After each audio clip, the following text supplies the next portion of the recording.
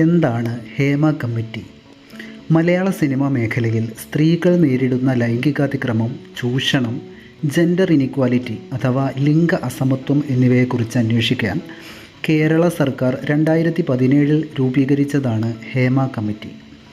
ഇനി എന്താണ് ഈ കമ്മിറ്റി നിലവിൽ വരാനുണ്ടായ കാരണം? ഒരു പ്രമുഖ നടിയെ തട്ടിക്കൊണ്ടുപോയതും അവരെ ആക്രമിക്കുകയും ചെയ്ത ഒരു സംഭവമാണ് ഇങ്ങനെ ഒരു കമ്മിറ്റി രൂപീകരിക്കാനുള്ള സംരംഭത്തിന് തുടക്കമിട്ടത്. ഇനി ആരൊക്കെയാണ് ഈ കമ്മിറ്റിയിൽ ഉണ്ടായിരുന്നത്? കേരള ഹൈക്കോടതിയിൽ നിന്ന് വിരമിച്ച ജസ്റ്റിസ് കെ ഹേമ അധ്യക്ഷയായ സമിതിയിൽ മുൻ നടി ശാരദ, വിരമിച്ച IAS ഉദ്യോഗസ്ഥ KB വത്സലകുമാരി എന്നിവരാണ് ഈ കമ്മിറ്റിയിലുണ്ടായിരുന്നത്.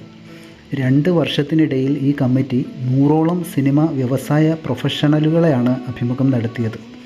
പ്രധാനമായും മലയാള സിനിമാ വ്യവസായത്തിലെ സ്ത്രീകൾ അഭിമുഖീകരിക്കുന്ന വ്യാപകവും വ്യവസ്ഥാപിതവുമായ പ്രശ്നങ്ങൾ തുറന്നുകാട്ടുന്ന 295 പേജുള്ള ഒരു റിപ്പോർട്ടാണ് അവർ തയ്യാറാക്കിയത്.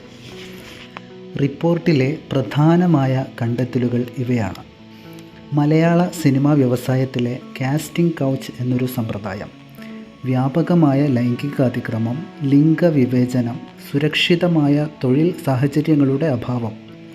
ഇതിൽ എന്താണ് കാസ്റ്റിംഗ് കൗച്ച് എന്നൊരു സംശയം പലർക്കും ഉണ്ടാവാം. അഭിനേത്രികൾക്ക് അവർ ഇഷ്ടപ്പെടുന്ന വേഷങ്ങൾ നൽകുന്നതിന് പ്രതിഫലമെന്നോണം ലൈംഗികമായി അവരെ ചൂഷണം ചെയ്യുന്നതിനെയാണ് കാസ്റ്റിംഗ് കൗച്ച് എന്ന് പറയുന്നത്. ഇത് വ്യാപകമായി മലയാള സിനിമയിൽ നടക്കുന്നുണ്ട് എന്ന് തന്നെയാണ് ഹേമ കമ്മിറ്റിയുടെ ഒരു പ്രധാന കണ്ടെത്തൽ. സിനിമയിലെ ചില പവർ ഗ്രൂപ്പുകൾ തങ്ങളുടെ സ്വാധീനം ഉപയോഗിച്ചാണ് ഇത്തരം കാര്യങ്ങൾ ചെയ്യുന്നത്. ഇത്തരം സാഹചര്യങ്ങൾ ഒഴിവാക്കാൻ വേണ്ടി കമ്മിറ്റി മുൻപോട്ട് വെക്കുന്ന ചില ശുപാർശകൾ ഇപ്രകാരമാണ്.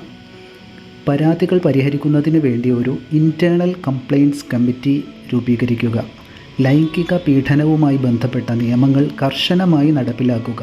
പീഡനമോ വിവേചനമോ നേരിടുന്ന സ്ത്രീകൾക്ക് പിന്തുണാ സംവിധാനങ്ങൾ സൃഷ്ടിക്കുക. തീരുമാനങ്ങൾ എടുക്കാനുള്ള കാര്യങ്ങളിൽ സ്ത്രീകളുടെ പ്രാതിനിധ്യം വർദ്ധിപ്പിക്കുക എന്നിവയാണവ.